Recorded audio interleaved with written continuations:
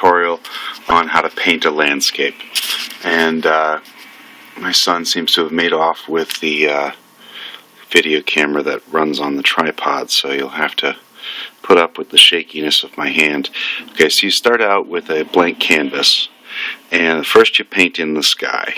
So I'm going to put that in, and I like to paint in the clouds with the paint still a little bit wet. And so to mimic that, I'm going to have a super low opacity on the airbrush tool here, and paint in some clouds. And you take a couple of brushes. If you have one brush with white and one brush with blue, and you work the white in, it'll start picking up the blue. So really you just need two brushes, clean brushes, and you start working it in, and you just keep one dirtier with blue than the other. And what you want to do is you want to give the hint that there's more white on the top because the sun's hitting it, and there's more blue mixed in. If you want a sense of, bad weather, or sort of a gloomy afternoon, you might put a little bit of just a tiny bit of darker blue into the bottom of the clouds. Another nice thing to do with these is to have a slightly darker, slightly darker blue mixed in as it goes either towards the sky or towards the horizon. Alright, so I'm going to undo that because that's too dark. The size is fine. Let's lower the opacity. Okay. Actually, I take that back. The size is not. There we go. Alright. So this is just making this light blue that I had just look a little more cerulean, which is just a color of paint, one of my faves. And you sort of darken that horizon line. Alright, so now you've got sort of a sky. Now the thing about a painting, which I should have said at the beginning, is that a painting is different from a drawing because you work from the background to the foreground. Usually when you start with, if you do a picture of a house with some trees, you put the house in first, and maybe if there's a tree in front of it, you might draw the tree before you draw the house. But you can add in all the details of the driveway and the background and the sky and the forest behind the house or whatever. You can do that stuff later. Painting's the opposite. For doing a landscape, you want to paint from the farthest back to the front. And so, practice is good. Okay, so I'm going to move to a new layer, and we're going to put in the foreground. Now, let's just say we're going to do a mountain. When you're doing color mixing, if a mountain is, gray stone with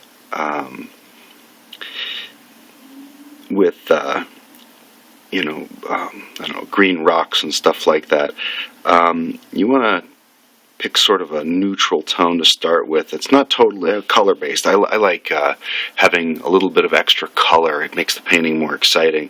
And you can put grays in over, and if you want to make it super realistic, you can do that later.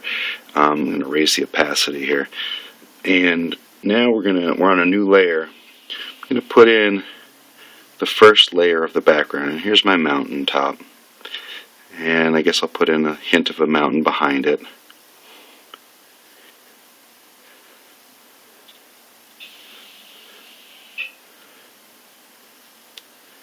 And just because it's on the iPad, I'm just going to block it out super solid.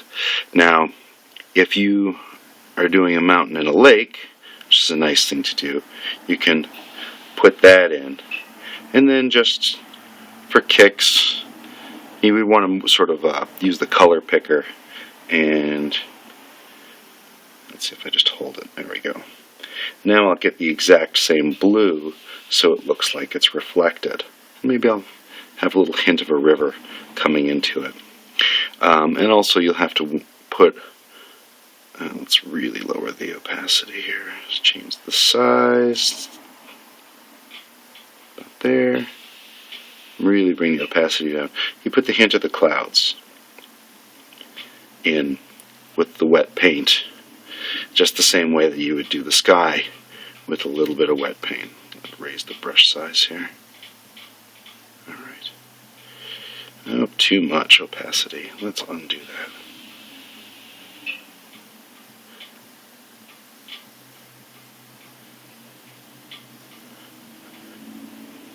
Just a hint.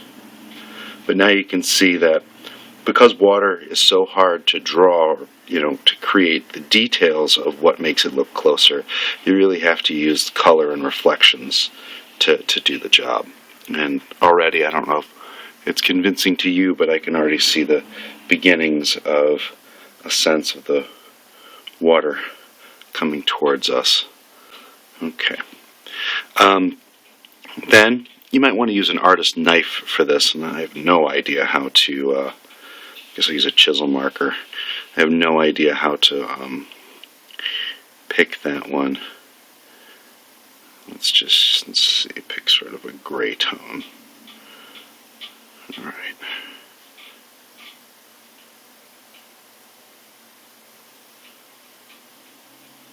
Okay. And, no, that's no good. Let's larger brush size, and let's bring the opacity down.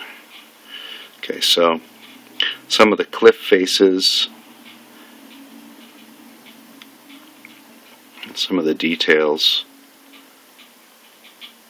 and mountains tend to have, little detailed landscapes.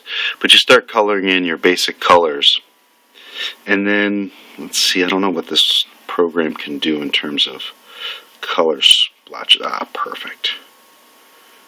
So later, when you're putting in your forests and greens, you might take just a nicely spread out brush, nice dry brush, and give it a bad hair day. Let the bristles kind of be all over the place. Let's raise the opacity.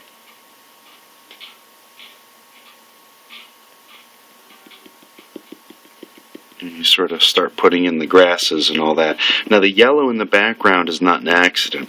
What that allows is the brightness to show through. And you can use the white of the canvas, but I'm definitely one of those who believes that unless you have something specifically necessary, you leave the whole canvas covered with paint, unless it's part of the idea that you're working with. Alright, so little by little, you throw in your details, and then after you've gotten the whole thing done, and I'm going to skip developing this whole thing so that the tutorial doesn't take a million years, then you'll start putting in your trees and stuff. But first, let me just point this out. Aerial perspective means, and you can see right here at this spot, a slightly darker green is better for background. Why is that? Well, as colors get farther and farther away, they lose their the hue gets diffused by all the air in between you and that color, and it gets darker. So that's how you use color to make things seem closer and farther away. And that sort of just made it darker green. Let's bring it down a little bit more towards gray, and that should dull it down a little bit. Make it feel a little farther, a little more colorless. There we go.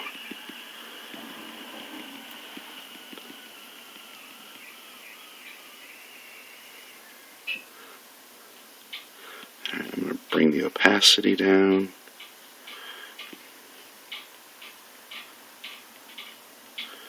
Alright, so this is not going to be an award-winning painting here, but it does give you the idea of what the steps are.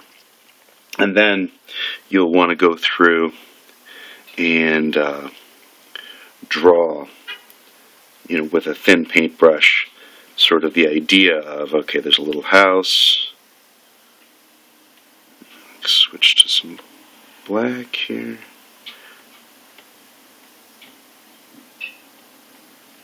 Draw in your little house, throw in a perspective line. And then you put in your little details and paint those things in however you want to. Let's see, how do I simulate that? Let's use the paint bucket.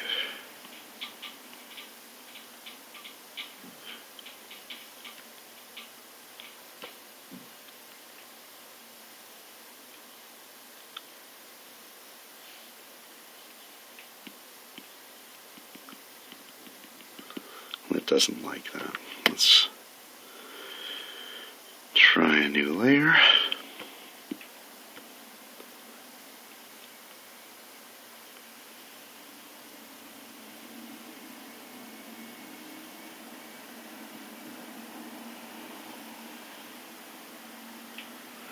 Try a paint bucket again.